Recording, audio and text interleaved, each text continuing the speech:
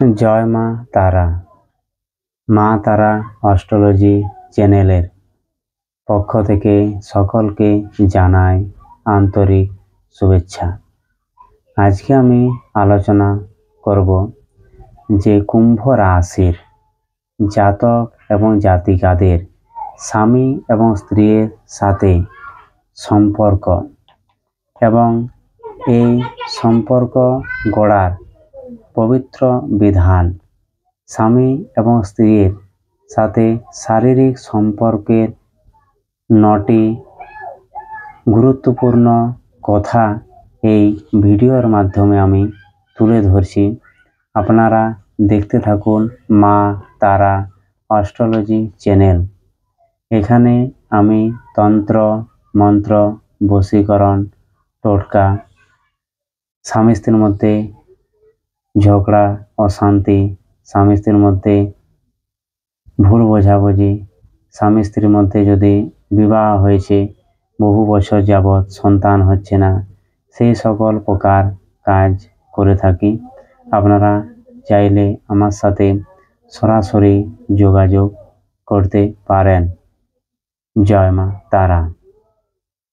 বৈদিক যুগে মুনি ঋষিরা সহবাসের কিছু নিয়ম বলে গেছেন, কিন্তু এই ঘোর কলিযুগে সবাই আমরা সেটা জানি না, বা হয়তো না জেনেও আমরা সেটাকে ইগনোর করে চলি। কিন্তু যে সকল জাতক এবং জাতিকারা অনিচ্ছাকৃত স্বামী স্ত্রীর সম্পর্ক বা কুমারী অবস্থায় সম্পর্ক স্থাপন করে, তাদের পরবর্তী জীবন কিন্তু নরক তুল্য হয়ে যায়। যে সকল বাড়িতে শাস্ত্র অধ্যয়ন করে না, যেমন ভাগবত, বেদ, গীতা, এইসব জ্ঞান নেই, তারা হয়তো 84 লক্ষ যোনি ভ্রমণ করিয়া মনুষ্য জন্ম লাভ করেছে ঠিকই, কিন্তু তার মধ্যে সেই পশুবৎ আচরণ কিন্তু রয়ে যায়। কারণ এই কাম এবং কাম থেকে আসে কামনা, বাসনা, এবং এই বাসনা থেকে জীবনের অন্তিম পর্যায় বা শেষ পর্যায় চলে আসে মানুষের জীবনে। তাই প্রত্যেকটি মানুষকে আমি এই ভিডিওর মাধ্যমে বলতে চাই যে আপনারা কিছু করুন বা না করুন, হয়তো আপনাদের আয়ুটাকে বাড়ানোর জন্য বা বৃদ্ধি করার জন্য অবশ্যই নিরামিষ আহার করার চেষ্টা করুন। প্রতিদিন প্রাণায়াম, ধ্যান, যোগ এসব করার চেষ্টা করুন। নাহলে যে যুগে আমরা বাস করছি সেই যুগের নাম হচ্ছে কিন্তু কলিযুগ। এই কলিযুগে মানুষের আয়ু খুবই কম, পাপ বেশি, পুণ্য কম। এই জন্য হয়তো আমরা যদি এই নিয়মগুলি পালন করি বা বুঝতে পারি, তাহলে আমাদের জীবন আরও আনন্দময় হয়ে উঠবে। বৈদিক যুগে স্বামী ও স্ত্রীর মধ্যে সহবাসের গুরুত্বপূর্ণ একটা বিষয়বস্তু ছিল, কিন্তু সেইখানে শারীরিক চাহিদার চেয়ে ভালোবাসার গুরুত্ব বেশি দেয়া হতো। বৈদিক যুগে শারীরিক সম্পর্ককে আধ্যাত্মিকতার সাথে যুক্ত করা হতো। সেই বিষয়ে মানুষেরা খোলামেলা আলোচনা করতেন যে কোথায় তাদের ভুল হচ্ছে, সেই ভুলটাকে সংশোধন করার চেষ্টা করতেন সবাই একাগ্রতা হয়ে। মানুষের শরীরে 5 প্রকার বায়ু আছে, যেমন বিদ্যমান, সমান, অপান, উদান ও প্রাণ। শরীরের মধ্যে অপান বায়ু শরীর থেকে মানুষের মল, মূত্র, শুক্র, গর্ভ এবং ঋতুস্রাব নির্গত করা হয়ে থাকে। বৈদিক যুগে হয়তো আমরা 9টি গ্রহের সম্বন্ধে সবাই জানি। এই শুক্র গ্রহ হলো আমাদের শরীরের ভৌতিক বা জাগতিক যে সুখ ভোগ, শারীরিক কামনা বাসনার যে গ্রহ, সেই গ্রহই কিন্তু আমাদের শরীরে শুক্র রূপে বা বীর্য রূপে বিদ্যমান।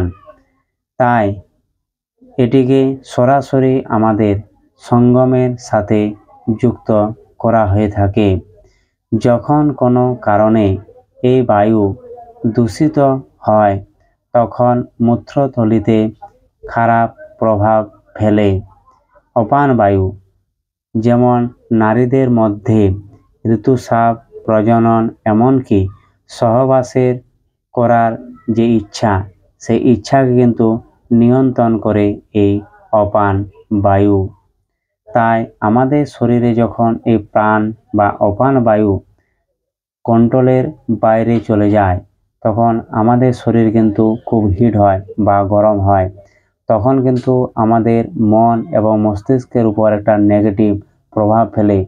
যখন এই নেগেটিভ প্রভাব ফেলে তখন কিন্তু শনি যদি 7.5 কোনো মানুষের জীবনে আসে তখন কিন্তু এই ব্রেন এবং মন সবসময় নেগেটিভের মধ্যে ডুবে থাকে।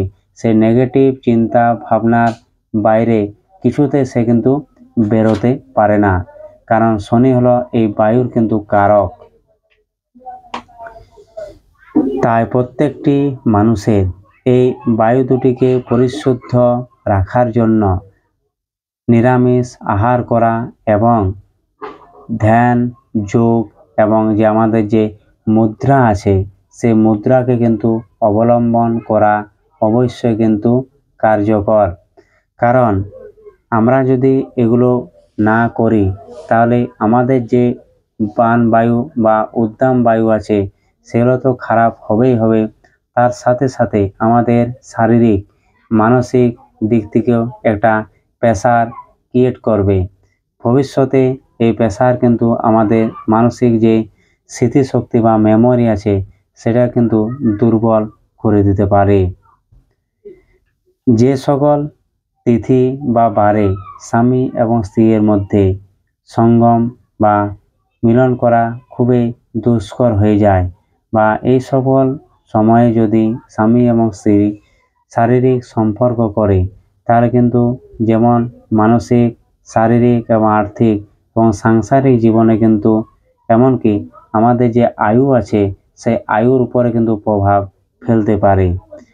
সেগুলি হলো অবশ্যই বার তিথি অনুযায়ী, যেমন রবিবার, অমাবস্যা তিথি, পূর্ণিমা তিথি, চতুর্থী তিথি, অষ্টমী তিথি, সন্ধিকাল, সংক্রান্তি তিথি, শ্রাদ্ধপক্ষ, ঋতুকাল চলাকালীন শারীরিক সম্পর্ক স্থাপন করা মোটেও উচিত নয়। এবং যে সময় আমরা হয়তো প্রহর আছে সেই প্রহরের যদি আমরা ঠিক সময়ে স্বামী এবং স্ত্রী শারীরিক সম্পর্ক স্থাপন করে সেই শারীরিক সম্পর্ক স্থাপন করার ফলে যদি পুত্র বা কন্যা সন্তানের জন্ম হয় তাহলে কিন্তু সেই সন্তান অবশ্যই সৎ এবং খুবই ধর্মপরায়ণ এবং পিতামাতার কে দেখভাল করা বা পিতামাতার আদর্শকে সামনের দিকে নিয়ে যাওয়া, ঈশ্বরবাদী বা ঈশ্বর তত্ত্বকে বোঝা, ঈশ্বরের পুজো পাঠ করা, মানুষের দুঃখ কষ্টকে বোঝা, এই সকল যে ক্ষমতা বা পজিটিভ যে গুণ সেই সকল জাতক বা জাতিকাদের কিন্তু থাকে যারা এই সময়ে জন্ম গ্রহণ করে, ঠিক আছে। এবং কিন্তু যে সকল স্বামী এবং স্ত্রী রাত্রির প্রথম প্রহরে শারীরিক সম্পর্ক করে সেই সকল যে সন্তান হয় তারা কিন্তু অবশ্যই রাক্ষস গণের মধ্যে পড়ে যায়। তাদের কিন্তু স্বভাব আচার আচরণ রাক্ষসের মতনই কিন্তু হয়। এরা কিন্তু ভোগ বিলাস, মানুষের ক্ষতি করা, মানুষের সর্বনাশ করা, চুরি করা, হত্যা করা, এই সকল যে দুষ্কর যে কাজ বা প্রবৃত্তি আছে সেই কাজে কিন্তু এরা লিপ্ত হয়ে যায়। তার কিন্তু জলজ্যান্ত উদাহরণ হচ্ছে আমাদের হিরণ্যাক্ষ এবং হিরণ্যকশিপু, ঠিক আছে। অতিরিক্ত শারীরিক সম্পর্ক যেমন দেহের ও মনের উপর খুবই ক্ষতিকর প্রভাব ফেলে, তেমনি অনিদ্রা, মাথা ধরা এবং অকাল মৃত্যু, এমনকি ভাগ্যের হানি পর্যন্ত ঘটাতে পারে। তাই প্রত্যেকটি মানুষকেই এই সকল যে নিয়মের কথা আমি বললাম, আপনারা অবশ্যই কিন্তু ফলো করুন এবং আপনাদের যে জীবন আছে সেই জীবনকে আরও আনন্দময় করে তুলুন। কারণ জীবনে কামই সব নয়, কামের ঊর্ধ্বেও কিন্তু অনেক কিছু আছে, সেগুলোকে আপনারা বুঝুন এবং বোঝার চেষ্টা করুন, অপরকেও জানানোর চেষ্টা করুন। এই বলে এখানে আমি ভিডিওটা শেষ করছি। আপনাদের যদি ভালো লাগে অবশ্যই আমাকে জানাবেন। জয় মা তারা।